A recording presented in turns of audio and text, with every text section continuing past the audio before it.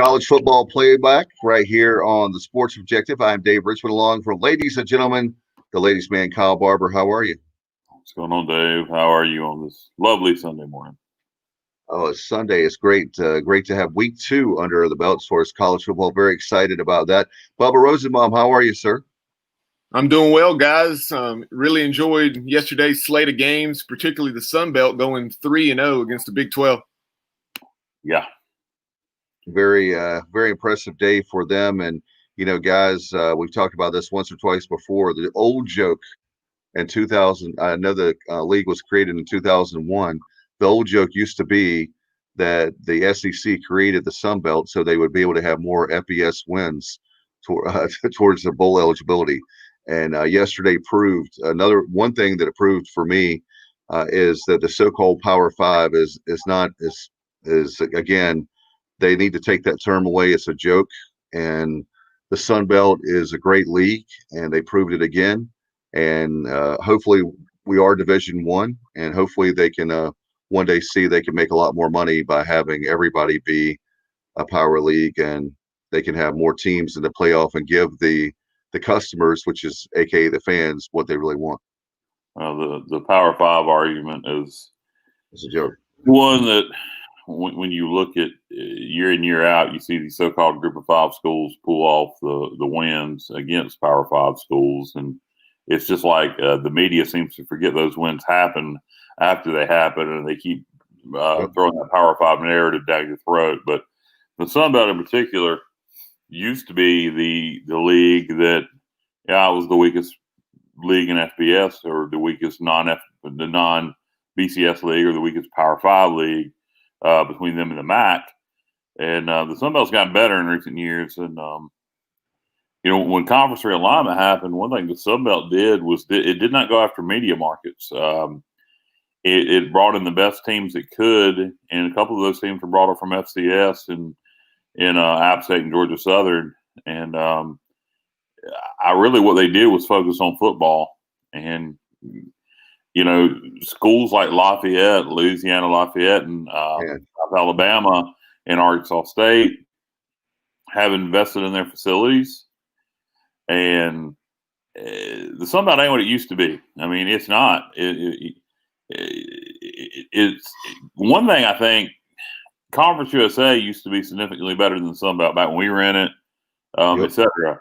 And I think with Conference USA kind of taking a step back, and their piss poor television exposure that CUSA has right now, I think it's helped the Sun Belt in recruiting. I used to, any Conference USA schools can get any player over a Sun Belt school they would want by and large, and that's not the case now. And I don't know. The Sun Belt right now is, you got to argue yesterday, they're right on par, with any of the Group of Five leagues. I mean, the top of the league. But then you look at Coastal, who would be considered a bottom tier Sun Belt league. They just walked the dog on Kansas, who's a bottom tier Big 12 team. So, I mean, Sun Belt is it's really good. It's a really good league. Yeah, Coastal getting the win 38-23 over the Jayhawks. So 2 years in a row. And like you said, Kyle, the SBC, I saw that a lot yesterday on TV. But Sun Belt Conference is definitely here to stay. And again, hopefully one of these days we can get rid of the Power Five, Group of Five narrative. And they'll see that, again, that's the one thing that I have disrespect for college football, is they don't understand that they can make a lot more money, and they need to expand the playoffs, and let's be done with it. I'm tired of talking about it, but we'll keep talking about it until they do something about it. Yeah, no doubt. I mean, you're looking at, they talk about money. I was like, if you expand the playoffs, that's more games, which means there's going to be more revenue, and they're going to make more money. I mean, the rich will continue to get richer. I mean, that's what's really dumb. And it will also help and that's like you said all the time, Kyle, it's the teams that are at the bottom of the Power Five that don't want the schools that are top tier American, Sun Belt, teams like that. They don't want them to surpass them. That's what it comes down to, I think. I think you're right on that. Yeah, well, I think by and large that is the case. But yesterday, it was, you look at Iowa State, for example, losing to to Louisiana, or I still call them Louisiana Lafayette. But the Raging Cajun, Lafayette, Louisiana, they won 11 games last year, and I don't know how many people realize that don't follow the Sun Belt. 11 wins, and Iowa State was projected by a lot of people to be a dark horse to win the Big 12, Iowa State has been really good in recent years. Iowa State used to be a laughingstock of the Big 12, and they've been really good in recent years. Gotten better every year, and got a great defense. But Louisiana went in there yesterday and dominated Iowa State. I mean, they pushed them around. That wasn't like just some fluky win. They, there was you could argue that some people say maybe it was fluky because they hit some big special teams plays that kickoff returns, punt returns, etc. Well, you know what? They did a better job working on special teams during this pandemic than Iowa State did. But the defensive performance, they held Iowa State to 17 points, and that ain't no fluke. You hold somebody to 17 points, you're playing good defense, and so hats off to Louisiana Lafayette. Bubba, what did you think of that performance with the Raging Cajun against the Cyclones? Yeah, and exactly what you were saying. I'm not so surprised that the Raging Cajuns went into Ames and won, but the way in which they won, and I think them shutting down Brock Purdy the way he did, and some of those numbers that Purdy had yesterday, or didn't have, I should say, we'll be scrolling across the screen here in just a moment. But I want to say he finished something like 16 out of 35 for just maybe about 150 yards. It was not much at all. And I know Bruce Feldman yesterday last night on Twitter was giving a shout out to the Louisiana defensive coordinator, whose name escapes me, and just a tremendous job he did shutting down that Cyclones offense. And then something else about this game, guys, much larger than the victory itself, the post-game interview with Billy Napier, and him giving a shout out, as you would fully expect, to his late offensive line coach and DJ Looney, who passed away here in the last few weeks from a heart attack on the field. Yeah, that was sad. I remember hearing about it back in August, and so Coach Napier addressing that and how not only were they dealing with the pandemic and dealing with social justice stuff, but dealing with something much more personal. And great interview by Billy Napier. He comes across as very genuine. A lot of guys you hear in interviews, and you can understand why they win because they're very cerebral or they're very fiery, and he just came across as a very genuine person. I looked it up. Ron Roberts, defensive coordinator. Yeah, that sounds right. Correct. Yes. So yeah, that game was one of my favorites, and I enjoyed that immensely. How about Tommy Nason? He said it's going to come down to a lawsuit talking about Kyle. I know you mentioned that too. When it comes down to the football playoff, I think there's no question when you look at winning 25 games in a row, even though we're not Central Florida fans, they are in the same conference with East Carolina. And if they win 25 in a row and they still didn't make the playoffs, I don't know.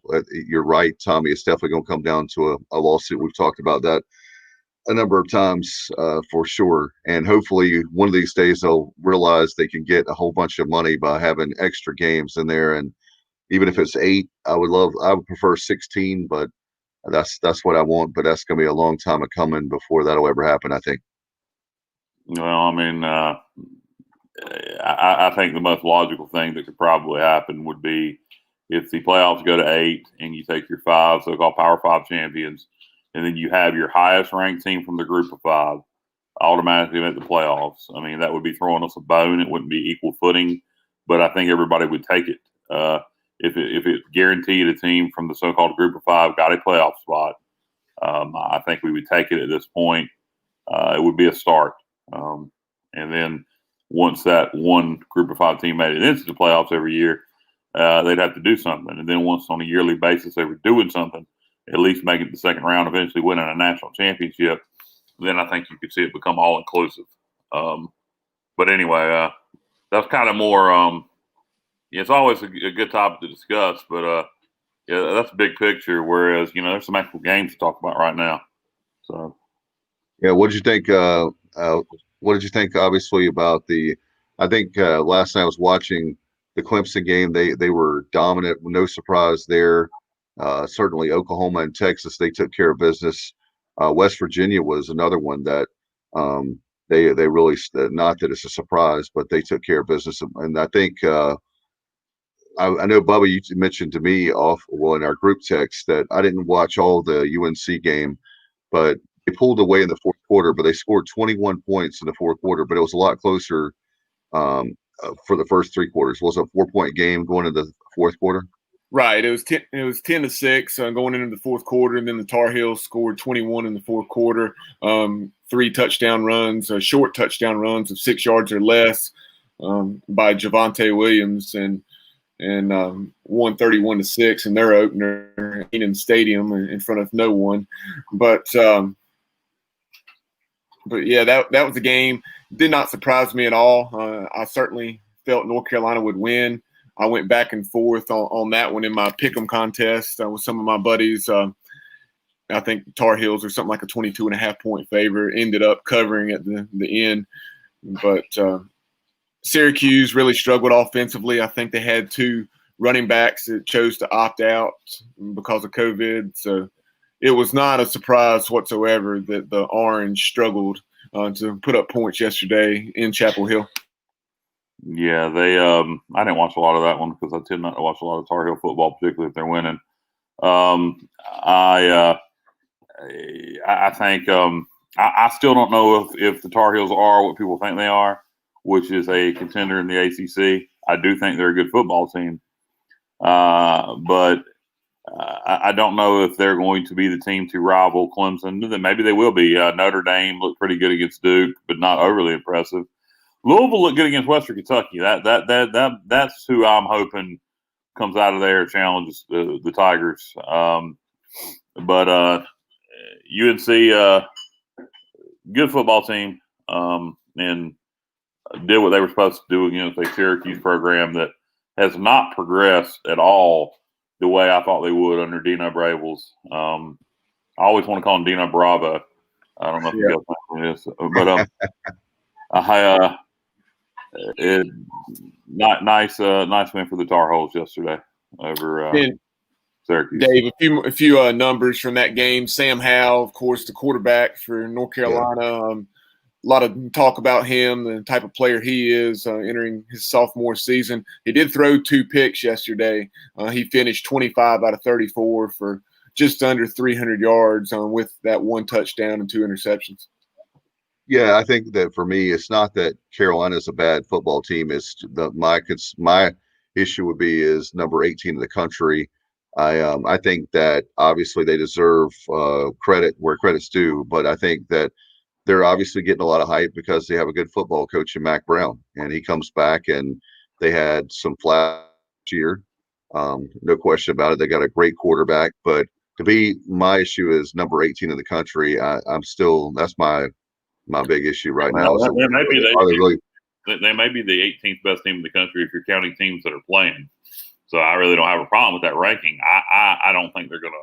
I don't think it'll be them in Louisville. Or excuse me, them in Clemson. They have the Ohio States of the world in there. That's what I'm saying. They shouldn't be. That's why I said if you just count the teams that are playing, you shouldn't be ranked until you play.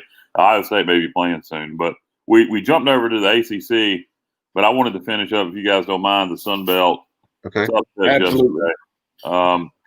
Arkansas State beat Kansas State yesterday. That was one I called. That was my upset of the week, and I was kind of concerned early because K-State jumped up. I believe it was 21-7. Yeah, that's right, 21-7. And then Arkansas State comes back. Unbelievable performance by they got a receiver out of Bub. I don't know if you bother to look that up. I'm terrible with names. They had a receiver yesterday that looked like one of the best receivers in the country. 3 touchdowns, 8 receptions. Just looked dominant at times. That kid did. Very impressive performance by that receiver and by that quarterback, but particularly by that receiver. Blake Anderson's got a football team. Did you get his name, Bubba? Yes, Jonathan Adams Jr. He had those 3 touchdown receptions, like you were saying, Kyle, and he finished with 8 catches for 98 yards. Yeah, he looked like an NFL receiver. I don't know what he normally does. I'm assuming he's their best receiver normally, but he looked great.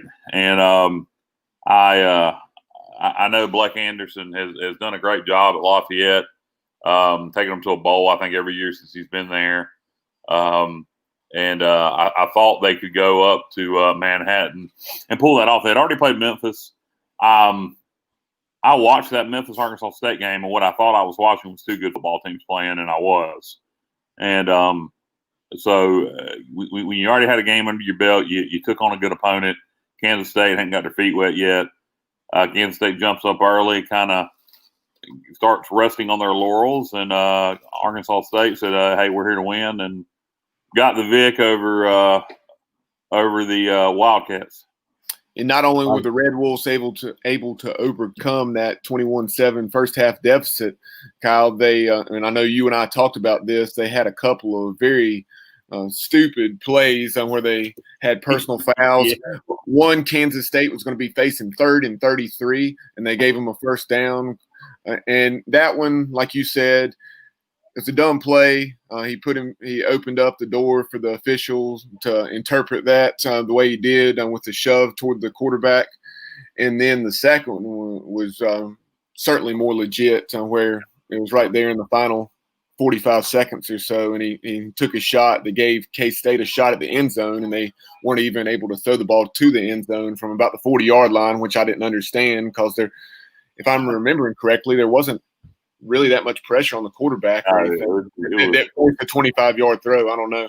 I don't know what was there, but I know when he got the penalty, Bub, I said, "Oh no!" I said, anytime something like that happens, it costs you. I was like, the 15-yard penalty, get them closer to the end zone, they're gonna have a chance throwing a Hail Mary, and it's like a dying quail down incomplete down. It wasn't even close to the end zone. I don't know, Bubba, were they trying to set up like a hook and lateral? You think? That's what I was wondering. I didn't go back and watch it to see what the other receivers were doing. But, yeah, who knows? Maybe they were trying to do the old Boise State hook and lateral that they executed to perfection in, 2006 in the Fiesta Bowl against Oklahoma. I'm going to give them the benefit of the doubt and say they were trying to set up the hook and lateral, because otherwise that didn't make any sense at all, the way that throw looked and what they were trying to do. Or unless it was just miscommunication, but the receivers seemed to be down there. They didn't seem to be in the end zone. So I'm gonna give them the benefit of the doubt and say they were trying to set up the hook and lateral, but did not work. Yeah, I'm a big fan of Blake Anderson. I thought that he was. I think he's one of the most underrated coaches in America. I really do. I think that certainly. I think Bubba, when we had speaking of his name, excuse me, the play-by-play voice of Arkansas State. I know there's a huge buyout because they've had 4 coaches that have left for, I guess, Power 5 leagues, but he actually is one that would be. I don't know if East Carolina. If you don't have a Mike Houston, if Mike Houston leaves, do you think he would take a East Carolina job? I mean, he's got ties to North Carolina because he coached at UNC with Fedora. Yeah, that's what I was. I don't know. I mean, I don't know. I personally think if Blake Anderson leaves Arkansas State, it'd be for a so-called Power 5 job. I think he's been there a while. He does have that big buyout. It's got to be, I would think it's getting to the point now where it has to be a little smaller because he has been there a while. The buyout, I mean. But initially, his first contract had a huge buyout because they had 3 coaches leave in consecutive years to take Power 5, or 2 took Power 5 jobs, 1 went to Boise State, but in 3 consecutive years. So they were like, "Oh my God, we can't have this keep happening." So they gave Blake a ridiculous buyout when he signed the contract. But no, great coach. Of course, he lost his wife about a year ago, and then lost his dad soon thereafter. So suffered a lot of loss recently. So from a personal aspect, I'm sure that was nice to get that win over Kansas State. And then the last Sun Belt upset of the day, Bob, did you have something to add? Yeah, and while we're talking about Blake Anderson, I was just kind of laughing to myself last night when yesterday afternoon, I should say, when the Red Wolves pulled that off in Manhattan. And I'm sure Southern Miss fans may have thought this before now for sure, but as far as hiring a football coach or not hiring a football coach just because he wore jeans to an interview, I agree that was odd, but at the same time, Blake Anderson would have been an excellent hire, obviously, for USM back several years ago. Yeah, the story with that is Fedora left for UNC, and their AD retired at the same time, and Richard before Gilbert, right? Way before Gilbert. I think his name was Richard Giannini, and he had been there a while, and he retired. He retired with Fedora left, and they didn't have an AD. So the president of the school was making the hire and doing the interviews. Oh, that's right. And Blake, and she was a female, and I'm not saying females can't make good hires in terms of athletics, but maybe the fact she was a female was irrelevant. Forget I said that. But anyway, Blake Anderson. You just didn't know about sports, right? That's what you're pointing at. Right. And I think maybe the fact that he wore jeans and a polo might have bothered her more than it would have bothered most guys, particularly if you're a football coach. He went in there in jeans and a polo, and if that's the story. I mean, I wasn't there. I wasn't in the room, but the story is he went in there in jeans and a polo and came across very much like he thought he had the job in the bag, and she dismissed him and basically said, "It's not, And he didn't present himself as professional enough, and to her, this is the story, and thought the job was his. And I understand. I mean, Fedora had ran a great program. He was his OC, and only made sense. And they ended up saying, "No, we're not going to hire you because you didn't present yourself professional enough, and we're gonna hire Ellis frickin' Johnson." 12, baby, woo! And look what happened. But yeah, I'm sure.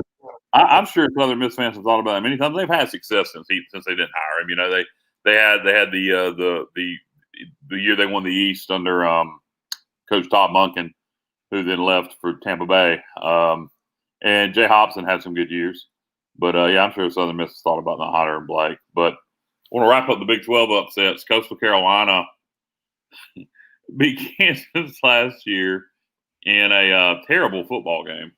12-7, I believe it was. Yes. And yesterday goes into Lawrence, 7.5-point underdogs, I think was the spread, to Les Miles in Kansas, and just really dominated the football game. That final score wasn't even indicative to how dominant Coastal was in that game, and great performance by the quarterback. Their quarterback looks really good. I believe it's his first year starting for them. Bubba, is that right? That is correct, and he's from Porter Ridge. Yeah, and because a buddy of mine that I had coached with down at Sun Valley High School had coached him at Porter Ridge, and that young man's name is Grayson McCall. You kind of got to wonder how he ended up at Coastal and not an ACC school, East Carolina or App State. Yeah, and like they ran the ball so effectively. Guys, that Grayson McCall, it took a lot of weight off his young shoulders. He finished 11 out of 18 for 133 yards, 3 touchdowns, and no picks. So just he did. And that's just a good point. They did run the ball really well. You make a good point there. But he made some throws that he just dropped on a dime. He's very accurate. But you're right. Their offense starts with the running game, and they ran the ball very effectively. And I think Kansas is awful. I don't think Coastal Carolina is a 8, 9, 10 win team by any means. I do think they're gonna be competitive this year and maybe fight for 6 wins. But I think that had a lot to do with Kansas not being very good on defense at all. Yeah, the final was 38-23, but I was watching that game. It was what, guys? 28-3 at halftime, something like that. Yeah, 28-3. It was when I was watching, I was like, wow. I was looking forward to it. I thought it would be. I thought Coastal had a good chance to obviously pull up the upset, but I thought it'd be a much closer game. And I was looking at that score and watching the game. I was like, wow, this is. I thought it was going to be a shootout, and it almost turned into one. If Kansas would have had any semblance of offense in the first half, it would have been a shootout. Yeah. Strange decision last night in that game. I don't know what in the hell they were thinking. Kansas goes for 2, cuts it to 17, scores a touchdown and kicks. If they kick the extra point, they cut it to 10, which I thought was the point of cutting it to 17, get the 3 scores. They cut it to 17, score another touchdown, cut it to 10. Excuse me, cut it to 12, or cut it to 11. And instead of kicking another extra point to cut it to 10, they go for 2 to cut it to 9, which does nothing for you. They don't get it, so now they're down by 11 still instead of getting it down by 10 to a field goal and a touchdown. Did you see that play, Bubba? I did not. I still want to know what was going through Les Miles' head, why he went for 2 again, when all he needed to do was kick an extra point at that point to cut it to 10, very late in the third, early in the fourth. I do not know his rationale behind that. Didn't matter. Coastal, pulled away anyway. But at that particular moment, I really don't know why they did that. I don't know. And that another thing that comes to mind, guys, is that job is probably, would you say that's the worst job in college football with Kansas? No, I would say it's probably the worst job in the Power 5. Well, maybe Vandy. I don't think it's the worst job in college football. No, it'd be too much money to be the worst job in college football. Right. I know, but what I'm saying is like the fact that it's a basketball school and you have a guy I know he hasn't been there long enough, but it's probably the tough job. If you're asking if it's the toughest job in college, toughest, football, it may be. I think you can win there. Mangino did. I think I think Les could win. You need somebody up there that can really recruit. you can't get you don't have the players in Kansas that. No, not at all. You need to be able to go down to Texas and Oklahoma, et cetera, and get some players. And I think Les can do that. Or you need somebody that's creative. If Les Miles don't work out there, if I were them, I'd go after somebody like Niumatalolo. I'd do something like run the triple option and be creative. That gives them a competitive advantage where they don't have to have as much talent. But you guys, if you will excuse me, I have to go handle some business you can't handle for me, and I'll be back in about 5. All right, Bubba. Nothing like live streaming here on Facebook Live and obviously on our YouTube channel. I want to give a shout out to Tommy, Nason, and Bubba Grant. I know they're watching. More and more people coming on right now. Appreciate those guys very much. Bubba, I tell you what, it was so nice yesterday. What was it, 22 games yesterday in college football? 21. 21. We had that one on Thursday night with UAB, Miami. But 21 games yesterday. So compared to last week where you only had 6 on Saturday, it was a much more full slate. Yeah, and then today, I know we're college football playoff, but the NFL Bubba kicks off today. I'm very excited about that. And we don't have in North Carolina, those we can watch this around the world, but North Carolina, we don't have high school football. So it's nice to have now college football and pro football. Obviously, I know the Chiefs won on Thursday night, but the full slate of games today and obviously 2 games tomorrow night in NFL. So that's going to be really cool. And it's going to be interesting to see. Bubba, how about this? Tom Brady in a Tampa Bay Buccaneers uniform this afternoon at 4:25. It'll be Tom Brady and obviously Drew Brees and NFC South. It just seems really weird to say that. Yeah, Tom Brady and Gronk. Definitely weird to see them wearing those colors as opposed to the blue and red of the Patriots. But will definitely be interesting to see how they do over the course of the season because when you bring in guys like that, you certainly expect immediate results. It's going to be cool. Tarboro native Ty Gurley, Bubba, is going from the Rams. He's going to be playing for the Falcons this afternoon. Give a shout out to our good friend. Obviously, he's in North Carolina now. But when you have a guy like Terry Gallagher, a big Falcons fan, another fan of the Falcons, a friend of mine, Glenn Poland, that watches our show too and listens to the podcast, want to give him a shout out. Both Falcons fans. So another storyline today, Bubba, a smaller one would be in the NFL. We'll say this really quickly, is the Las Vegas Raiders. They're taking on the Carolina Panthers, our hometown team today. That's going to be interesting in Bank of America Stadium. Yeah, I haven't kept up with it a whole lot, just being honest, because I've been so in tune with what's going on with college football. But yeah, hopefully the Panthers will be able to get a victory. No question. And my team has no nickname right now. The Washington football team taking on the Eagles. The Eagles have won, Bubba, 6 straight against the team formerly known as the Redskins. So whatever the nickname will be, coming up in the next 2 years, and we'll see about that. I know the big game tonight is the at 7. Will be at the 8 o'clock hour. Will be the Rams and the Cowboys. How about them Cowboys? So that'll be tonight. Our friend Brian Meador and Brian Bailey, we know they'll be watching that game tonight in the on NBC. That should be great. So those of you, will give you a little taste of pro football, and while Kyle's taking care of some business, it'll be great. All the games on. Certainly, Bubba. Yesterday, didn't have the kids yesterday, so it was great because I got a chance to eat a pizza and some wings, some Diet Coke, and watch just be lazy yesterday. I was really exhausted, so it worked out great. I couldn't really do yard work like I wanted to.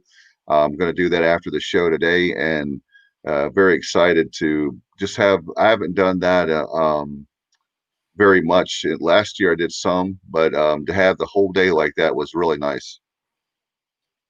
Yeah, I got my Saturday started with Riley's baseball tournament down in the Charlotte area, down in Mint Hill, and they were able to win their second game after falling in game 1. And Riley had a nice performance, so definitely looking forward to that today as well. He plays at 12, and then if they win, 2. Got out of jam. I know the game was out of hand, but that bases loaded thing yesterday, and he didn't he get a pop out and a strikeout, a pop up and a strikeout? Yeah, he's 9. Actually, he's playing 9U, so he's not even, he doesn't turn 9 until the end of October. But and so he hasn't pitched much. He's been playing coach pitch up to this point here until the last several weeks, and so I think this is his second time that he had appeared in a game on the mound. So I was proud of him. Hey guys, when Coach Godwin always has another great stud that we added, watch out for Bubba Rosenbaum's kid, Riley Rosenbaum. He's going to add another great stud here in less than a decade away. That will be awesome. I look forward to that. And obviously my son Alexander wants to play he loves Coach Godwin. So can you imagine if both of our boys are on the same team? Wouldn't that be cool? Oh, absolutely. But kind of shifting back to the Sun Belt. Can we put up? Sorry, go ahead. Real quick, can we put up the comment from Bubba Grant real quick? And then we'll get into that. I was going to do that while we have a little bit of downtime. He says the sports objective is a great way to start a Sunday morning. Thanks, Bubba, for that nice comment. And now, Bubba Rosenbaum, get back to what you're saying. Sorry about that. I just want to give him a shout out. Appreciate that very much, Bubba. Yeah. Sticking with the Sun Belt, and I'm bringing it back closer to home. The Sean Clark era began yesterday at App State in terms of obviously on the field action. He had coached the bowl game last year when the Mountaineers defeated UAB down in New Orleans. But as far as starting the season, it was Coach Clark's first game. They were originally supposed to start things a few weeks ago or a couple weeks ago, but yesterday they welcomed in-state foe Charlotte, and it was really a very good ball game. Yeah. App State, even though they didn't pull away and put it away until the very end, they really controlled the game in a lot of ways. But Charlotte was able to force some turnovers, or App State didn't particularly take good care of the football, which was very unlike them. Last year, they only had something like, I saw the graphic on the screen during the telecast, 9 turnovers all season long. Wow. And yesterday they had 3. And some of that was because of Charlotte. I don't want to take credit from the 49ers, but those 3 turnovers, and then also Charlotte had a kickoff return for a touchdown, which allowed them to take that game into the fourth quarter and make it very much in doubt. No question about it. I think Charlotte looked a lot better than I expected. I thought App State was going to really I know the game they pulled away, but I thought that Appalachian State, I know it's the first game, but I thought Appalachian State was going to to be up big early, but I'm glad I was wrong. It turned out to be a better football game as far as the score. And like you said, Bubba, if you look at the stats overall, Appalachian State did a nice job controlling the game. And with Charlotte, do you think that they're improved, or you just think it was the first game like jitters for the teams? Well, they won 7 games last year and went to a bowl game in Will Healy's first year. I know, but I actually thought Charlotte had a chance to pull off the upset. I really did. I thought first year head coach at App, not a big Tony Peterson fan, though I shouldn't judge Tony Peterson. He I don't know how he could be expected to do anything under Scotty Montgomery. Yeah, he wasn't calling the plays. Right. So I thought Charlotte might pull off the upset, and times it looked like they were going to. App ended up pulling away late. So I think Charlotte's pretty good. I think I hadn't seen a lot of CUSA early that's really blown me away. Marshall looked good against Eastern Kentucky, but it was Eastern Kentucky. So I think Charlotte could compete in CUSA for sure. Mountaineers did what they were supposed to do, pulled away at the end, got the win over Charlotte, and another win for the Sun Belt. And I do think App is going to have some competition this year to win the league. But anyway, there's Bubba back on cam. I was glad to see App win it, take care of business. Hey, something we hadn't talked about, Bubba. They said, all right, Governor, you said we can't have 350 to 500 family members in the stands, but the rule is 50 people do not count. You don't count your media, you don't count your fans. Excuse me, you don't count the media, you don't count your players, you don't count the officials. So they had the parents of seniors and juniors in the stands, 50 of them. So it'll be interesting to see if we do the same. I don't think Carolina did that, but something tells me we might. Yeah, it was actually Charlotte's beat writer that I saw that from initially on Twitter. I don't know if he was the first to break the news, but yeah, I was glad to see that. It's still a shame that all the parents couldn't attend. It's just totally ridiculous, and that horse has been beaten to death. But Dave, earlier I talked about just how Appalachian, and they had their way in a lot of ways, even though not on the scoreboard. And what I was alluding to was just the way they ran the football. You think of their rushing attack, and Marcus Williams Jr. He did have a fumble earlier that where App State was going in, and it cost them. But he bounced back. Tony Peterson fed him later on when they got down there in the red zone, and he finished with 117 yards. And Cameron Peoples, who was just running extremely hard and showing a lot of attributes.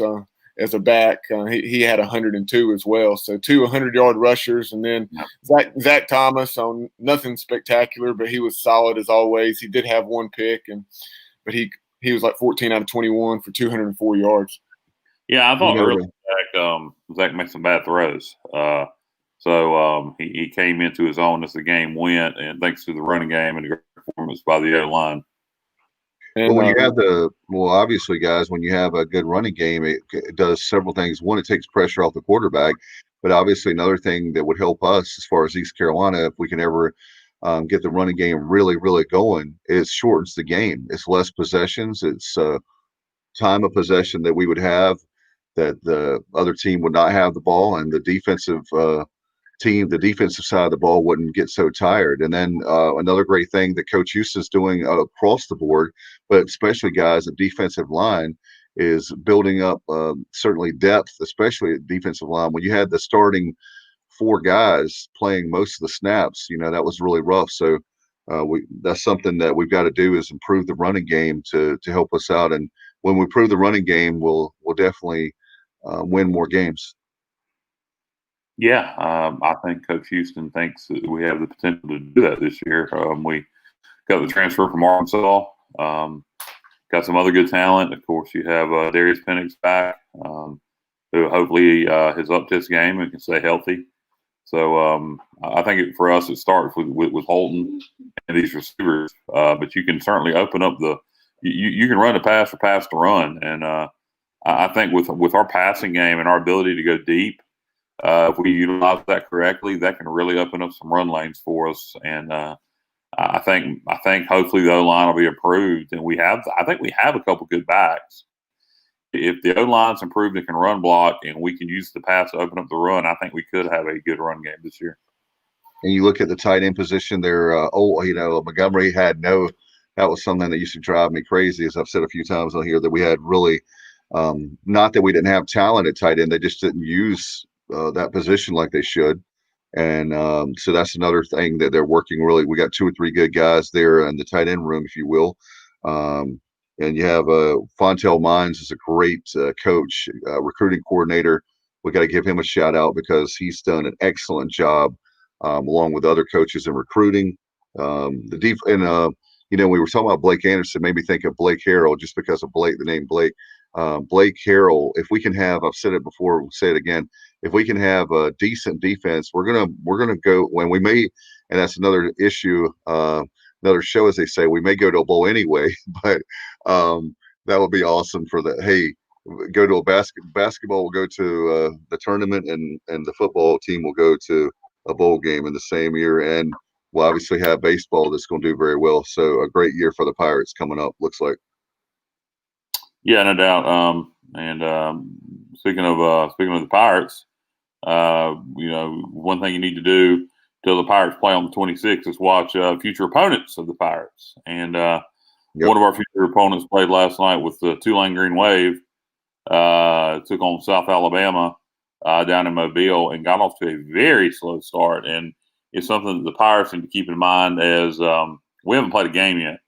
And UCF will have played a good Georgia Tech team next week before they play us.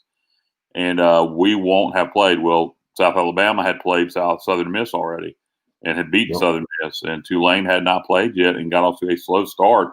And until that fourth quarter, it looked like South Alabama was going to win that game easily. And Tulane wakes up, comes back, rallies in the fourth quarter, and wins by a field goal.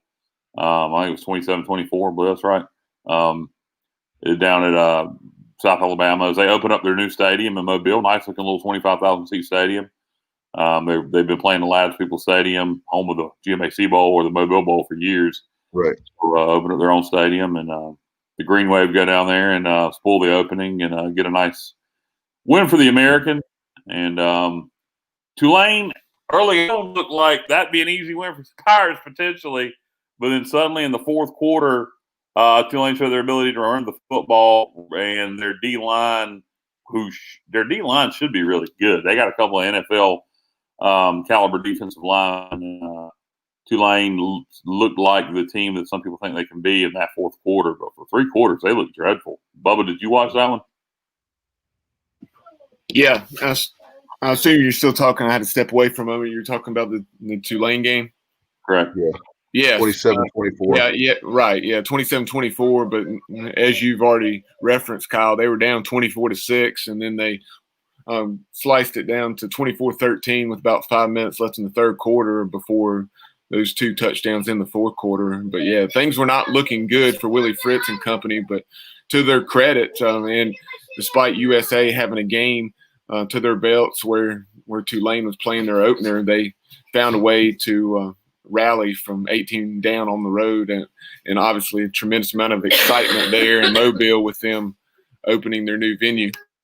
Yeah, I thought good halftime adjustments, and I thought in the fourth quarter it looked like 2 completely different football teams than what you saw in the first half. So the Green Wave walk away with the victory. Not a lot else yesterday from the American. South Florida beat the Senegal 27-6. Yeah, nothing too impressive, but they took care of business. Besides that, I believe that's it for the American. If I'm missing something, no, you're right. Sure. You are right.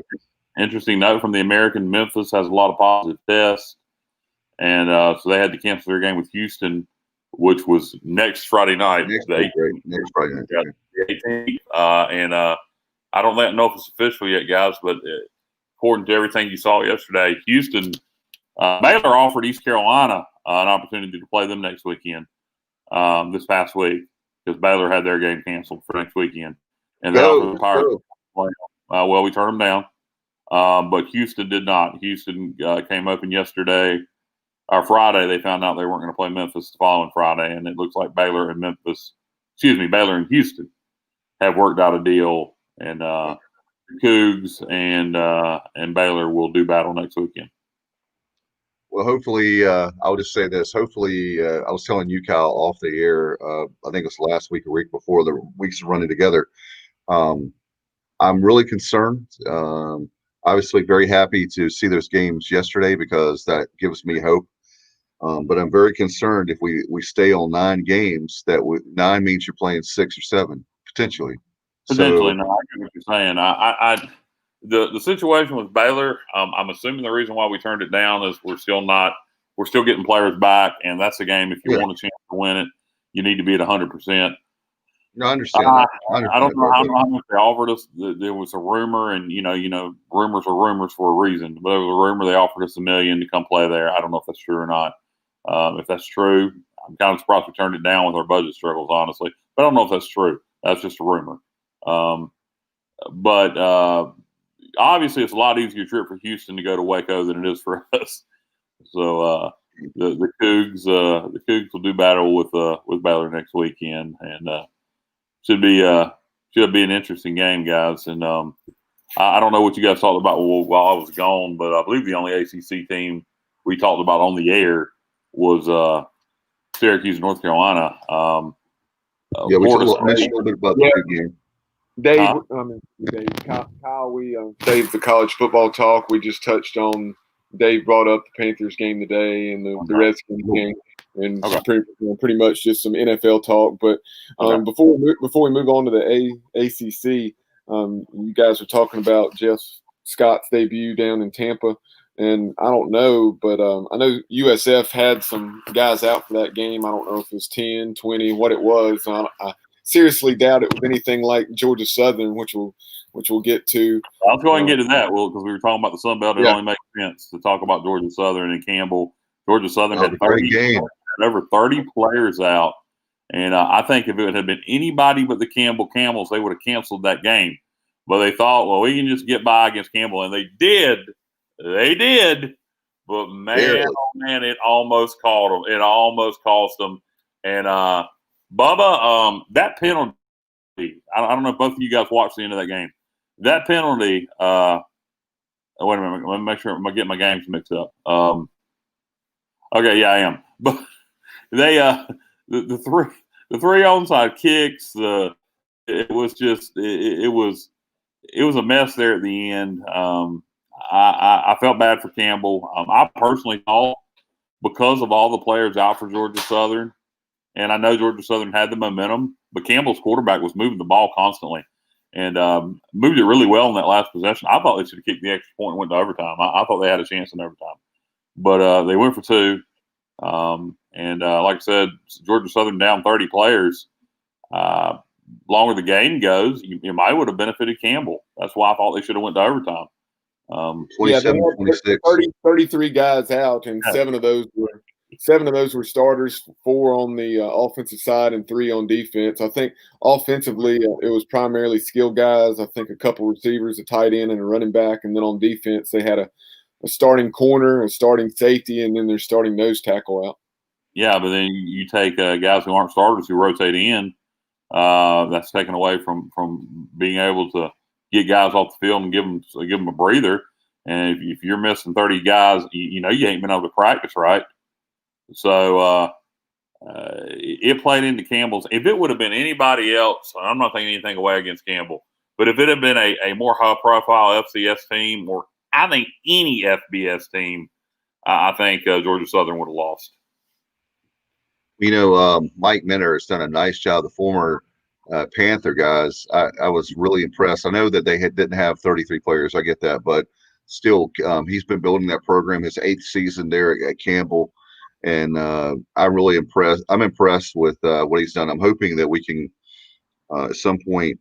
I guess we've got them on the schedule, don't we? Campbell coming up. Yeah, down the road. Yeah, it makes perfect sense if you're playing an FCS game, and certainly with budget issues we'll have probably for the next handful of years. A team like Campbell makes perfect sense. Yeah, I'm down the road, Boys Creek, sometime from Greenville. So I was cheering for the Camels hard, man. It's that was a cool game. That was I told you, Kyle, that was probably my favorite game.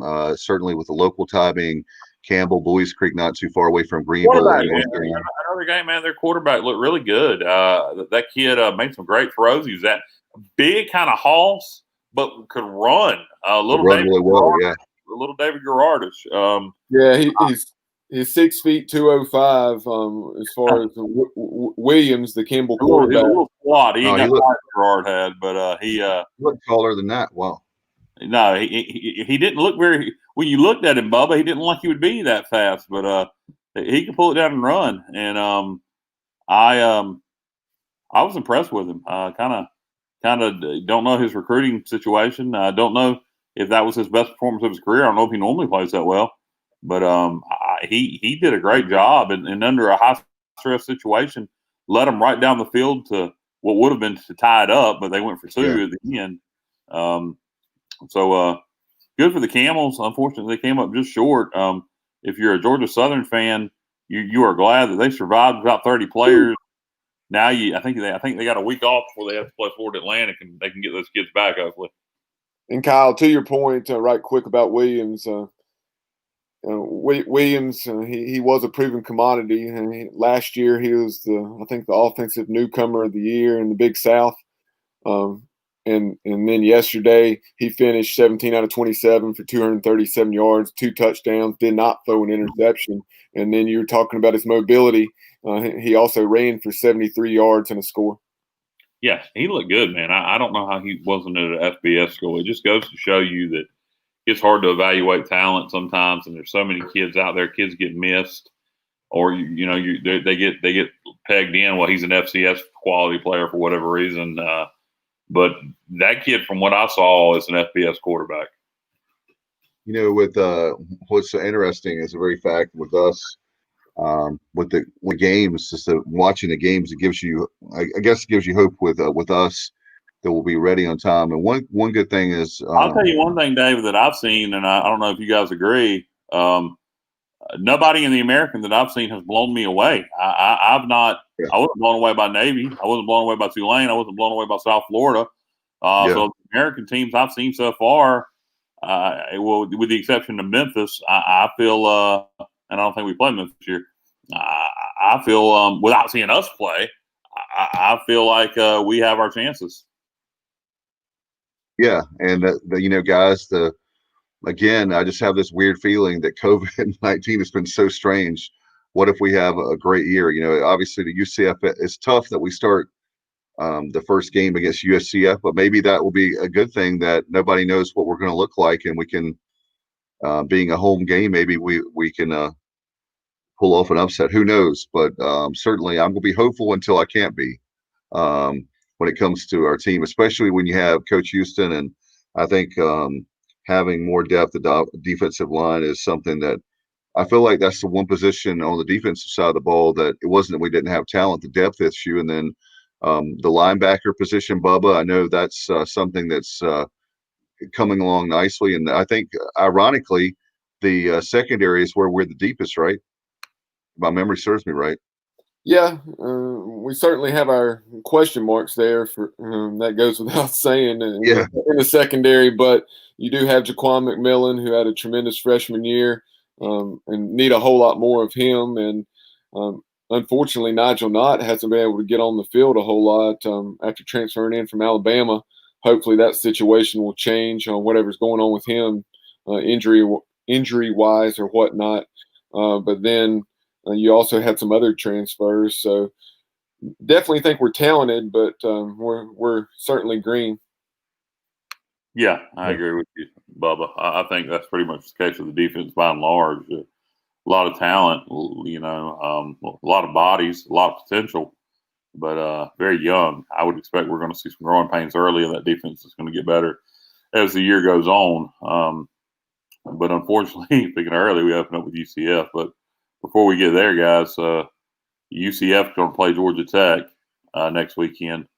And the Yellow Jackets got a huge win yesterday over Florida State. Down in Tallahassee. in a game that I watched the first half. A lot of weather delays. That game started at like 3 o'clock and then go over with till close to 9. And there was 2 lightning delays. Georgia Tech goes down to Tallahassee and comes from down 10-0 and wins it late. And I think Florida State fans were looking for Coach Norvell to open things up with a Vic, and year 2 for Coach Collins in Atlanta. And Georgia Tech handles business and starts off 1-0 in the ACC. Yeah, that's. I was able to watch some of that ball game, Kyle, and Florida State jumped out to that 10-0 lead, and it looked like I want to say they were close to a 2-touchdown favorite, but Georgia Tech found a way to hang in, and then after the lightning delay, I think when the lightning delay actually happened, it was 7-0, but 2 lightning delays, weren't there? I'm not sure. I knew there was at least that one that was pretty lengthy early on, because I tuned it over there at 3:30 when the game was supposed to kick, and you told me what was going on. Because Okay. I was. Yeah, it was a lightning delay and the rain was coming down hard. That was what was that? That was early on.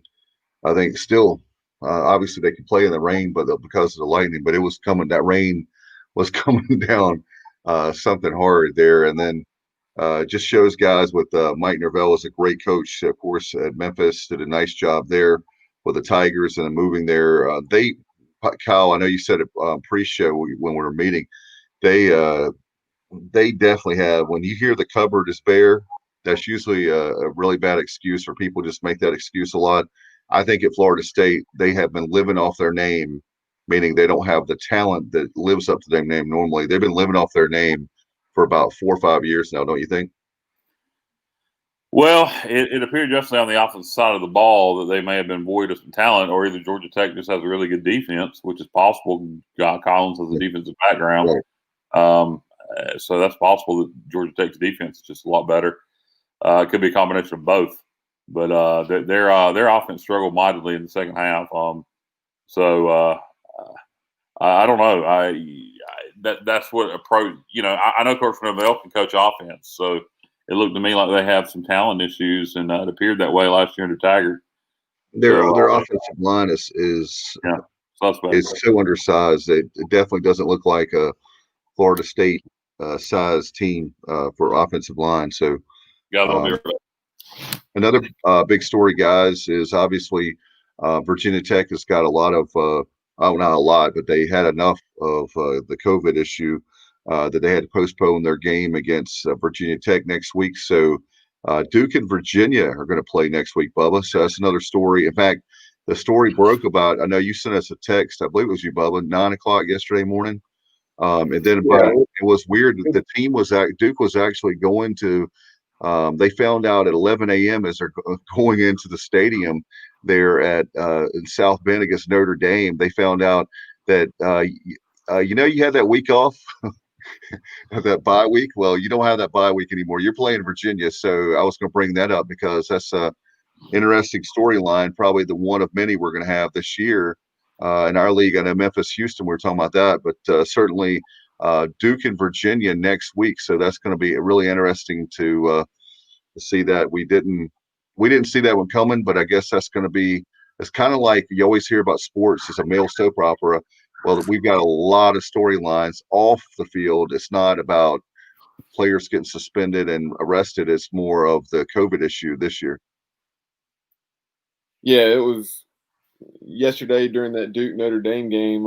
I saw that news as far as Duke and UVA rescheduling their game and playing.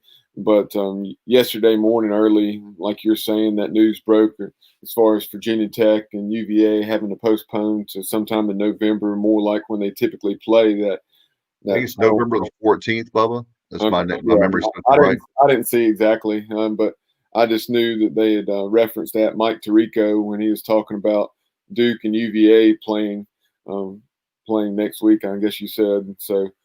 Mm-hmm. So actually, Virginia Tech's play-by-play voice John Laser, who's been there several years now, he was going to be joining this week's The Inside Slant on Saturday morning. But we'll bump things back with him, and he'll join us that following week when Virginia Tech hopefully plays its first game against NC State. Right. And, that game, I'm glad you mentioned that, Bubba. I forgot that. I was going to mention that too. I'm glad you said that. Virginia Tech and NC State were supposed to play yesterday, and they actually had to bump the game. As you remember, NC State, when they had their breakout, their cluster, they had to move it from the 12th to the 26th. So another shuffling of the schedule. And so we'll keep our fingers crossed for the Hokies and the Wolfpack on the 26th for sure. And that should be a great matchup. Dave Doran with his first game for the 2020 campaign, and obviously Justin Fuente and Rodick there at Virginia Tech. So we'll see how that plays out. And that Bubba, I still think that when you look at that game last night, we mentioned briefly earlier with Clemson, start of the show. I'm having a hard time. Maybe you can make an argument another team. Anything is possible, especially with this COVID thing going on.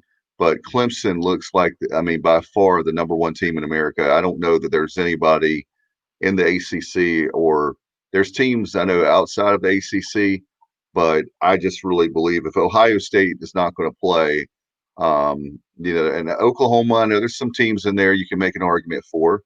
But like LSU is going to be down this year. Obviously, they're not going to have the talent they had last year. There's other teams. I'm sure Alabama will be in the mix. But what do you think about Clemson? Do you think there's anybody in the ACC and or the country that can beat them? On a given week, certainly. Yeah, last year North Carolina nearly did it. I think Notre Dame, Louisville, and we've talked about some of those prime suspects to potentially take Clemson down. But yeah, the Tigers, a very workmanlike effort, and they were up 37-3 in that game, probably like mid to late third quarter, and then just really had it on cruise control from that point on. Trevor Lawrence was solid as you would expect, completing, I think, over 75% of his passes for about 350 yards. Travis Etienne had a 100-yard day, and they were able to get their backups on plenty of quality work there in the second half against the Demon Deacons in a game that finished 37-13, but was certainly not that close. No, not only that, but I don't think I know it's master of the obvious right now, Bubba, but I find it hard to believe there'll be anybody that can beat Trevor Lawrence unless he gets hurt and out for the year. Not that I obviously want that, but I really think that it's going to be anticlimactic when it comes to the Heisman. I really believe that that he can win the Heisman, and it's his to. In other words, it's his to lose right now, without a doubt. Yeah, he's certainly one of those names that you'll hear all season long, and I think he'll probably get pushed by a handful of individuals, but I can definitely see why you think he's the front runner. Yeah, and then there's some that I mentioned last week too, with off the field with his leadership, and there's some that are even giving him a lot of credit. Bubba, how about this? With his campaign, We Want to Play, that he may be the reason why the 3 power leagues stayed in there. I don't know that. You can make an argument for that, but 3 out of the 5 Power 5 leagues are still in existence. And then maybe another thing that we alluded to, but another thing that they met last night, Bubba. I think the not Big 12, the Big 10 teams are really getting a lot of heat from the parents, the players, the fact that they're seeing, oh my God, that there's some things going on, but these guys are playing college football and we're not. I don't know. I hadn't heard much about the Pac-12, but the Big 10, I think we may see them towards the end of the football season. What do you think? Start playing. It's looking more and more that way. Last night on the broadcast of the Wake Forest Clemson game, Sean McDonough was actually saying that they had talked to Dabo Swinney, or other folks had, and he was reporting the news that Dabo said when asked would he push back the college football playoff so that those leagues could be involved, whether it was the Big 10 and or the Pac-12, and he said absolutely not. They had the same opportunity everybody else did. I agree. They chose to push it back, and I agree with Dabo on that.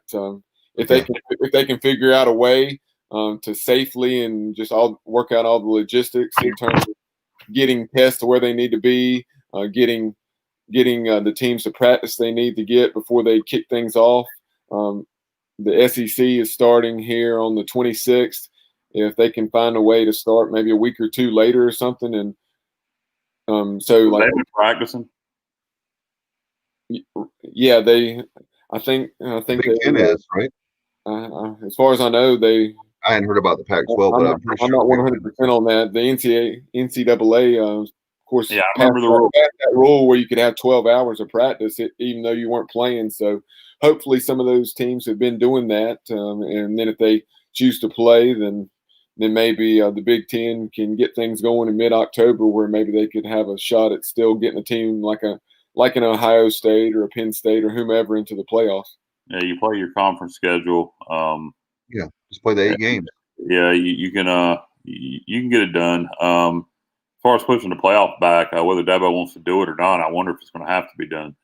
Because I mentioned to you, Bubba, how all these conference championship games are going to have to be pushed back to the 19th.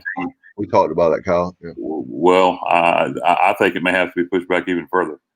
I think with the amount of games that are going to have to be made up, I think the ACC has done a smart decision. With leaving dates open in their schedule for teams to play and go ahead and, like with Duke and Virginia, I think that's a smart move.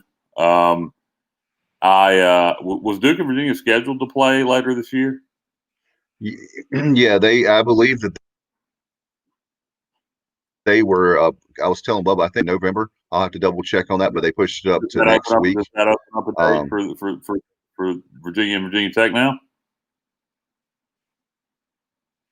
I think that they're going to push that they're going to move that game to that slot, the middle of November, somewhere around there. I think. Okay.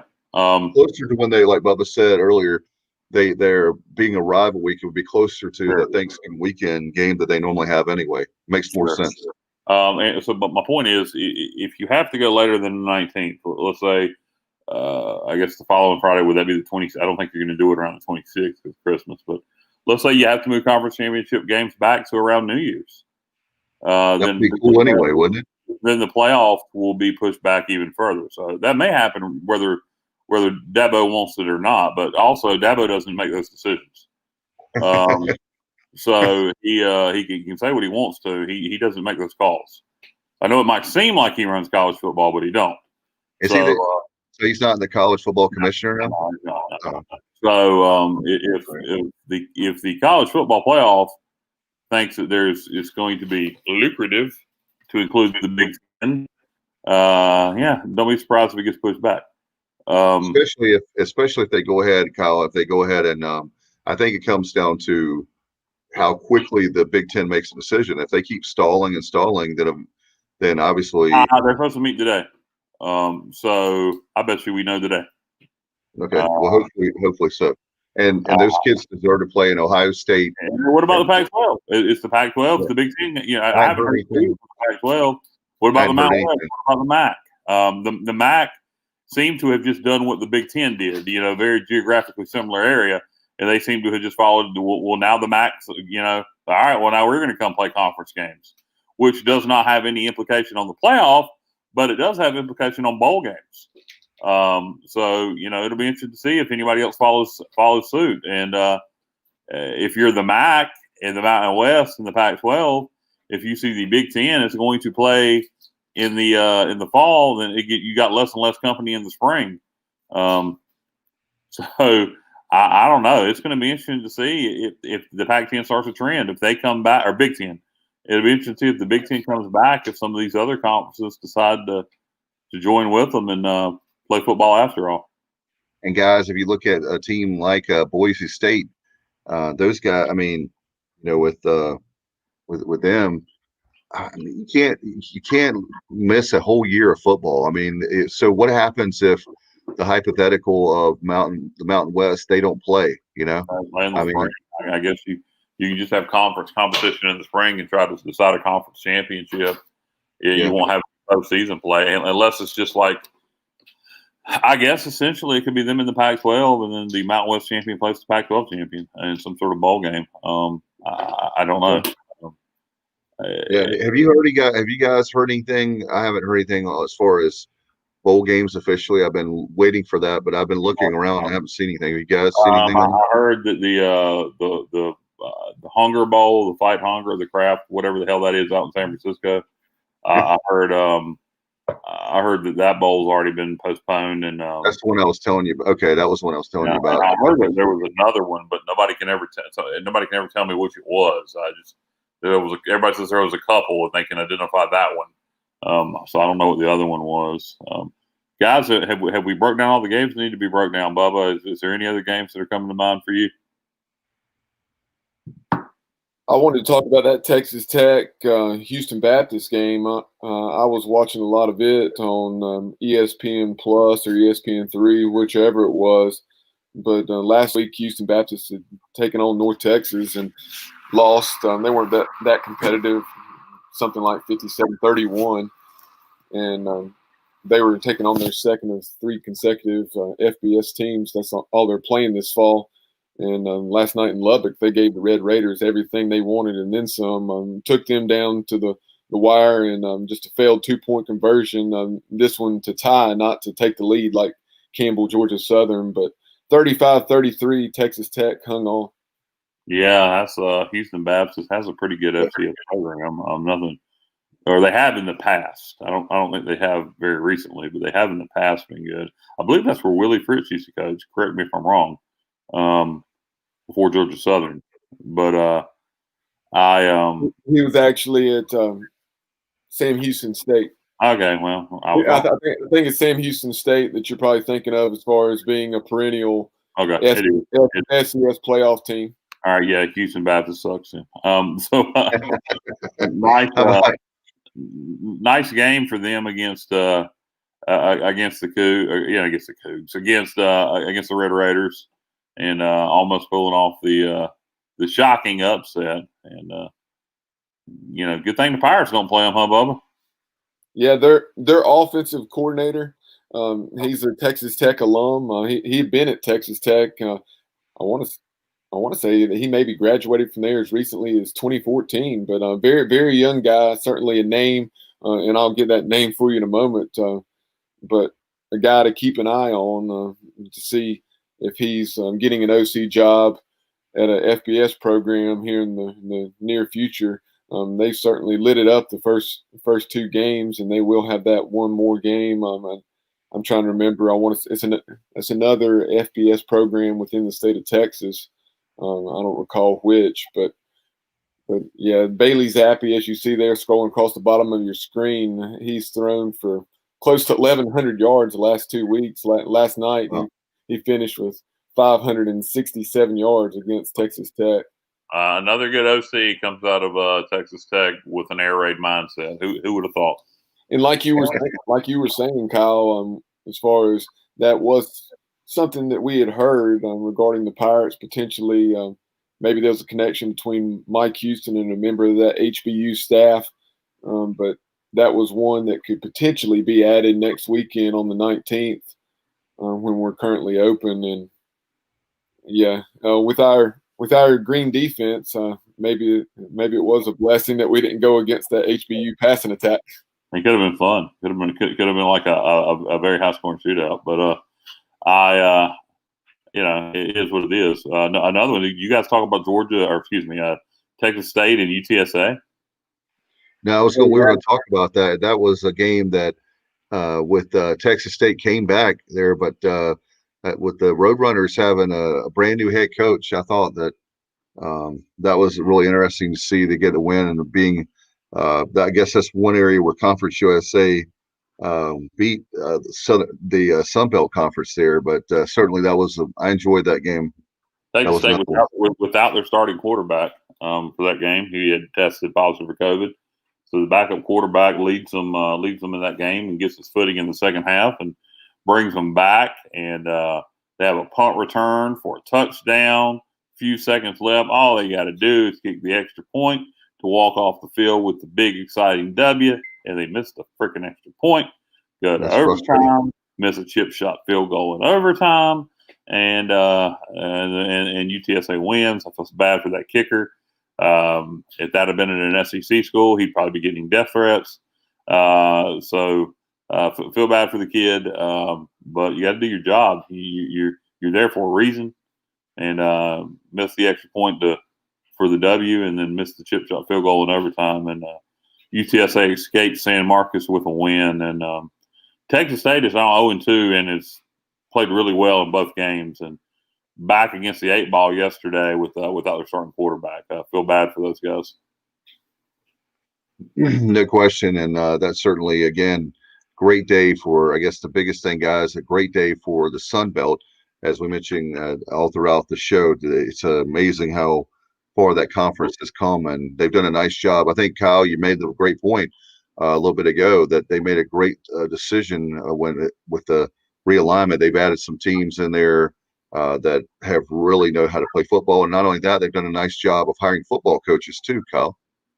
No, they have. They've done a great job of hiring football coaches, and they've kind of made the conference more regional. Also, it's still spread out, but the East makes sense and the West makes sense in terms of their two divisions. And I guess one game, I don't know. Did you guys discuss Duke and Notre Dame? We have a little bit, not much, guys. I'll tell you what, the Bryce kid, the grad transfer from Clemson. Very athletic for Duke. That was one thing they didn't really have last year. The offense tanked last year. I tell you another thing I was really impressed with Duke was their defense was very aggressive. A lot more. The defensive coordinator for Duke said that pregame that they were going to make sure that they limited the run, and they did a nice job, guys. There where they pretty much made Ian Book. Another thing that was driving me crazy if you're watching the game is there was so many, if you're a Notre Dame fan, there was so many drop passes. There were so many, I think Ian Book looked like he overthrew some. Bubba, you're the quarterback, not me. But there was a lot of drop passes. I mean, it was just, I'm like watching that game. I'm like, if you're a Notre Dame fan, you're going, how many times can you bobble a ball, you drop a ball, you have your quarterback overthrowing a little bit? I mean, what did you guys think? David Cutcliffe back calling plays for Duke, by the way. He being his own OC. Yeah, I thought he did a nice job calling the game. Obviously, I thought Notre Dame. I'm not sure how good they are. I'm not sure how good Duke is. I kind of, thought Notre Dame may be the second best team in the ACC this year. They still may be. Don't know yet, but it was weird to see that ACC logo field at Notre Dame, and the Irish take care of Duke. And again, I'm not sure after watching that game, if Notre Dame is not as good as people thought they were going to be, or if Duke's a little better, or if it's a combination of the two. I think it's a combination of the two. I think it's a combination of the two. Yeah. Nonetheless, Notre Dame gets the W, and nothing in particular stood out to me about the game. What about you, Bubba? Yeah, that was a game where Notre Dame was about a 3-touchdown favorite or so, depending on where you looked, and Duke certainly had its shots, but then Notre Dame kind of seized control of that one as the second half went on, and I was definitely pulling for Duke to win that game just from the standpoint of I don't like Notre Dame at all. And not Rudy. Yeah. Nothing more to do with Notre Dame for sure than wanting Duke to win. But yeah, Bubba has an agenda against the Catholic Church. Kyle starting rumors. How about the fact that do you guys? What is your over/under? What is the chances that Notre Dame stays in the conference in 21? 0? 10%? What do you think? You don't want to say never. If they go win this thing and make the playoffs, that's interesting. Let's say they I can argue it both ways. So, well, let's say they go. Let's say they have 2 or 3 losses, but somehow they're the second best team in the ACC, and then go beat Clemson in the championship and get in the playoffs. They may find that the path to the playoffs is a lot easier that way. It is a lot easier. But my guess is no, they will not. I would say there's about a 1% chance they stay in the league. Yeah, I don't see them staying in. They used the term yesterday, partnership. I love that, how partnership with the league. I think that speaking of living off their name, I think we're talking about Florida State. I think Notre Dame. Brian Kelly is a great coach. No disrespect to him. A great story program. They've won 11 national championships. But notice they haven't won a national championship since I was in high school. I mean, no disrespect for them at all. I mean, with Lou Holtz, I don't have anything. I don't hate Notre Dame, but I mean, they haven't won a title since, what was it, 88, 89, 88, somewhere around there. I mean, it's been a long time. And that's one thing that they always, they have the name and the story program, but they haven't done anything. There's a generation of guys playing right now. They never saw Notre Dame win anything as far as the national championships is concerned. So that's one thing that frustrates for me is, why wouldn't you join the league when you have more of a chance to win a national championship and have, like you said, Kyle, an easier path to win the national championship? Look at Dabo Swinney. If Clemson's in the SEC, do you really think that they're going to win a couple titles? No disrespect to Clemson, but the SEC is a much harder league than ACC. I don't Dave, know. you actually answered your own question there without meaning to, as far as why Notre Dame wouldn't join the league. If you're thinking exactly like I did, Bubba, because they had that deal because they're Notre Dame, because they have that deal with NBC, because people do cater to them. They have their own, just like they did with the BCS. Now they have their own basically clause with the college football playoff. They get that special treatment because they're Notre Dame, and that's where my dislike of Notre Dame comes in. And you kind of wonder the fact that what Dave was saying about how they've been good to mediocre over the last 20 years, 25 years, not great. If they go join the ACC 10 years from now, are they still Notre Dame, or they're just another school in the ACC? As long as they're independent, they're still Notre Dame. Yeah, that's true. I mean, I don't think they're going to join the ACC, but I understand that with all the clauses and all that. But another thing too, guys, is that is it 23 that we have the potential realignment with a lot of the TV contracts coming up? I know that they have this NBC deal, but as far as, isn't that coming up in a few years? Not sure, Dave, to be honest. Yeah, I don't know what year that is. It's coming up soon in the next few years. If you're talking about with the the playoff is coming up. I believe it's 26. Okay. Yeah, that sounds, what Kyle's saying sounds right. I think it's farther down the road than 23. Well, certainly with the playoff, you know how I feel about that. Hopefully, one of these days we'll get what we want. So I'll take 8 for sure. It's a step in the right direction over the ridiculous 4. And another thing is it's better than the BCS, but it's a made for TV event. That's why I don't lose sleep over it. It's like, well, I'm resigned to the fact that they're never going to allow an East Carolina, UCF, the teams. It has to be Ohio State, Alabama, Clemson, Oklahoma. No disrespect to our friends out in Norman. I love Lincoln Riley, but it has to be a brand name team for the 4. If not, then they're not going to put.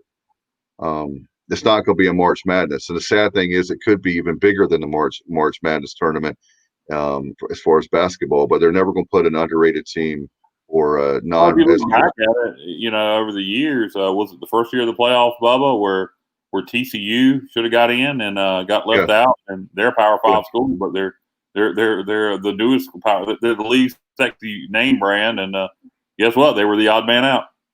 I think it was 2014, the first year of the playoff, something like that. Yeah, 2014 was the first year of the college football playoff because that initial poll came out and we were in it. The Pirates were in it. Hey, and went to Temple and stunk it up. Does anybody know what happened to that guy that invented the playoffs? The Dr. Pepper guy that invented the playoffs. Does anybody know where he is now? He's a witness protection program, I guess. Yeah, I don't know what I'm talking about. Yeah, I know the commercials. I know what you're talking about with it. Yeah, I don't know. He's gone. He's gone. They went to the Fanville commercials, and the Dr. Pepper guy is gone. And initially I was glad to see him gone because I was sick of those commercials. But now I wonder, where is he? I thought maybe he'd pop up in Fanville one day, but I haven't seen him. Getting worried. Hey, but a few minutes ago when we were talking about that Texas Tech Houston Baptist game, I talked about HBU right over y'all's head. No, not at all. I just didn't know what to say about. I remember the commercials, but other than that, that's all I could say about it. But exactly. Right, you guys. Screw you both. But Zach Kitley is that HBU offensive coordinator's name, and he has an interesting story. He's a native of Lubbock because his dad is the head track and field coach at Texas Tech. He originally went to Abilene Christian to play basketball, but then came back to Texas Tech and got his bachelor's degree from Texas Tech and also a master's degree from Texas Tech. And during that time, he served 3 years as a GA on Cliff Kingsbury's staff, where he was learning that offense, like you were saying earlier, Kyle. And this is his third year now as the OC at HBU, and this is the third year working with his quarterback, Bailey Zappi, who has thrown for close to 1,100 yards in these last two ball games against North Texas and Texas Tech. So keep an eye on Zach Kitley. He may be one quickly rising through the coaching ranks in years to come.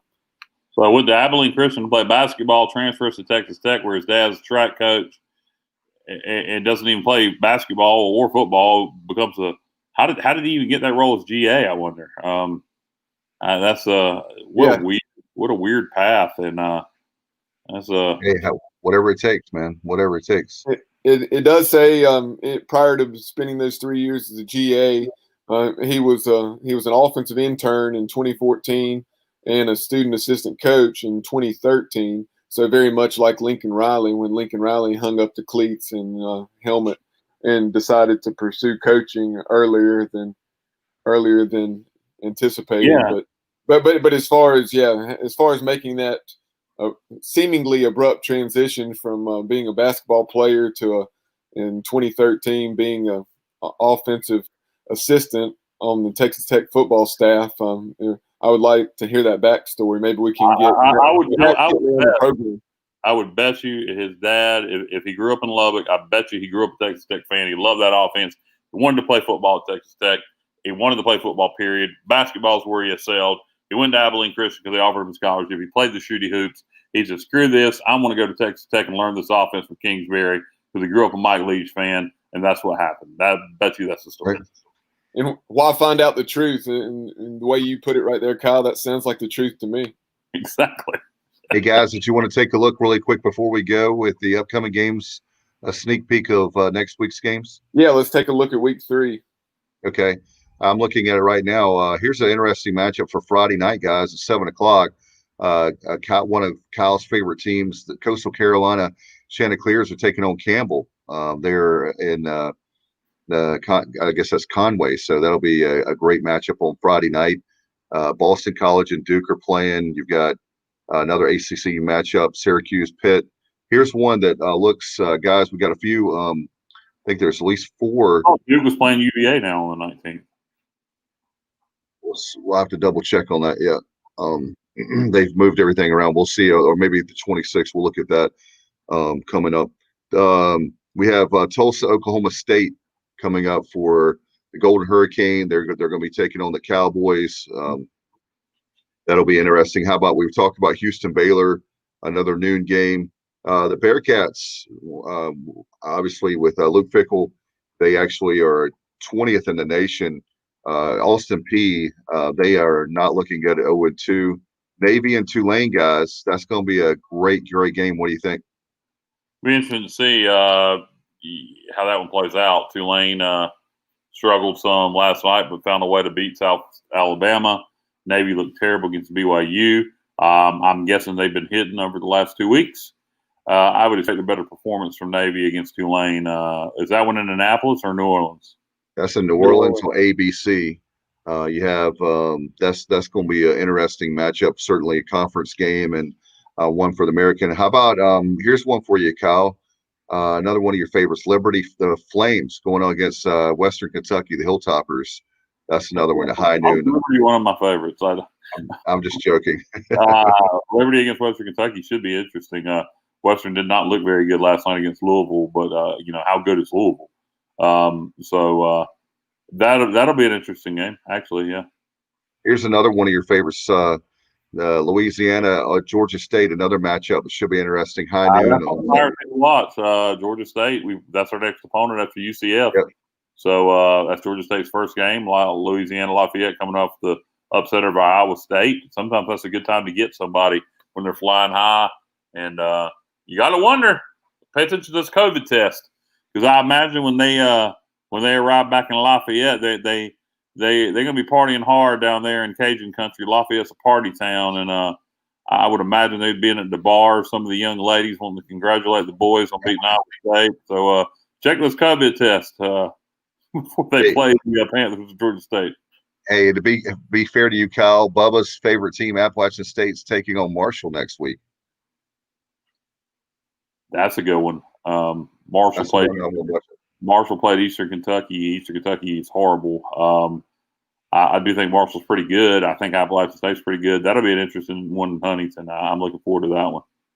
Yeah, we'll definitely get a much better test of how good Marshall is next week for sure.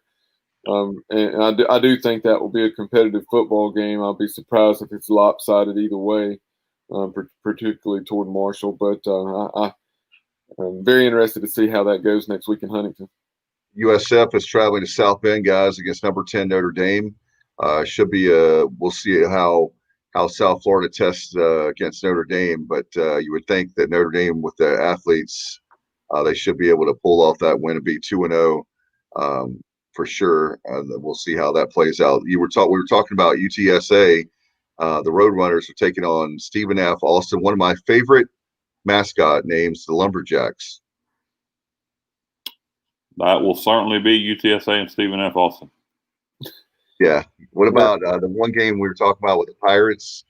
Obviously taking on one of the matchups to talk about, guys, in a 3:30 window is UCF, that's 21st in the nation. They're actually getting their season debut against Georgia Tech on ABC at 3:30. That's one that I'll definitely be watching next Saturday. Yeah, Georgia Tech coming off the win over FSU. Suddenly people are going to be paying more attention to Georgia Tech. Certainly that got the USF, which it is. They fired up UCF because now UCF can beat the team that beat Florida State. Being the Noles won't play the night. So that'll be a good game. One that the Pirate fans need to be paying attention to, because we'll be playing UCF if they go to Little Willing and the Creek don't rise the very next weekend. And in Chapel Hill, the Tar Heels hosting their one non-ACC game. They're hosting the 49ers of Charlotte, coming off the loss to Appalachian State. So you feel like that North Carolina should be able to take care of the 49ers.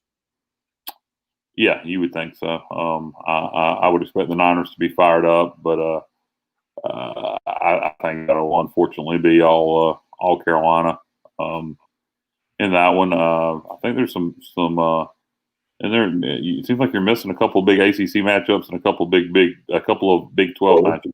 I'm mentioning all of them. Florida Atlantic, Georgia Southern coming up 3:30 next on ESPN. Georgia Southern need to get some players back if they're going to beat Florida Atlantic. About here's a big matchup for you, Kyle. I'm saying that sarcastically. Should be no trouble for the Clemson Tigers. Who are taking on the Bulldogs at the Citadel, 4:00. That's the ACC network. I don't see that one. I probably won't be watching much of that game next Saturday on the couch. Yeah, that'll be a good game for the walk-ons to get in for Clemson. We have Troy, Middle Tennessee. That should be a decent game. What do you think? Middle looked like hot garbage against Navy. Army. I'm sorry. Troy, I believe that's their first game. That's correct. So that'll be interesting to see what Troy is this year. Have SMU taking on at North Texas, the Mean Green on the CBS Sports Network at that would be 6:00 Eastern. That'll be a good game. That'll be a good game. That'll be a high scoring game. North Texas got a good offense. SMU's got a good offense. SMU can't play defense. Wouldn't be surprised if North Texas pulls off that upset. That'll be a very high scoring game. That'll be a fun one to watch. And we were talking about Blake Anderson. They're the Red Wolves of Arkansas State are hosting Central Arkansas, the Bears. That'll be on ESPN Plus. It looks like 7:00 on Saturday night. Yeah. three games that I'm taking a look at, in addition to UCF and Georgia Tech for obvious reasons, with the Pirates playing UCF in the opener, we hope. The games that I'm really keeping a close eye on for different reasons, you have Southern Miss with the interim head coach, and them taking on La Tech down at the Rock. That's also going to be the Bulldogs opener because they were supposed to play Baylor, had to bump that back or cancel, whichever it was, due to COVID issues and having so many positive tests and contact tracing issues. So keep an eye on that one. And then you also have Louisville taking on Miami. Miami and De'Aaron King going to Louisville. Yeah, that's at 7:30. And then also NC State and Wake Forest. That may have been one of the ones you were thinking about, Kyle, as far as local in-state interest, with NC State having battled its own COVID issues and having to bump that game back with Virginia Tech, and Wake Forest getting underway and having a game under its belt against number 1 Clemson. Will be interesting to see how that one goes at Carter Finley Stadium next weekend. Yeah, and two more to wrap it up. We have Texas State, the Bobcats. They're traveling to Louisiana Monroe. The Warhawks, that'll be on ESPNU, 7:30 on Saturday night. And then the last game will be the UTEP Miners against Abilene Christian. That'll be at 9 o'clock on Saturday night. So a good slate of games, and certainly, guys, looking forward to it. Our game, we have one more week, less than 2 weeks away, and we'll be hosting, obviously, UCF. So it'll be really interesting to see. For sure, you guys. A lot of good games next weekend, and I still believe there was a couple Big 12 games that didn't get mentioned somehow. But maybe those are all the ones I've got on the. That's all I've got on the list of games. But we'll double check. But that's we mentioned every single one they had. Yeah, Kyle. According to my app, the only games on the Big 12 schedule for next weekend are Oklahoma State, Tulsa, and then that newly added game between Baylor and Houston. Okay, all right, good deal. All right, guys, do you have anything before we wrap it up? I know Bubba's going to Riley's game. He did a great job yesterday pitching, and I know playing. I'm really proud of him. So good luck to the Rosenbaums today, Bubba, and I appreciate all your hard work obviously on the podcast. Same with you, Kyle. What do you have? You guys have anything before we go? Pay attention. There'll be game changes every week, all week. There'll be a game that is scheduled right now that will not be played this weekend, and it's going to be like that all season. How about you, Bubba? No, I do not. Sorry, Stacy is blowing me up there, and so all right, I cannot unmute myself fast enough. You were doing what? Blowing up the phone, I guess. All right. Well, she was blowing my phone up, not blowing up my restroom. I'll take Stacy off the hook there. Okay. All right, guys. Well, appreciate everybody watching and certainly listening. It's awesome. And college football playoff, I should say playback, not playoff. The second week, we're very happy to do that. We'll do again next week. Guys, enjoy the rest of your weekend. I'm going to go do some yard work, and I'll see you back here in the next couple of days. We'll have fun. Until next time, you've been watching and listening to College Football Playback right here on the Sports Objective. Good day, everybody. Go Pirates.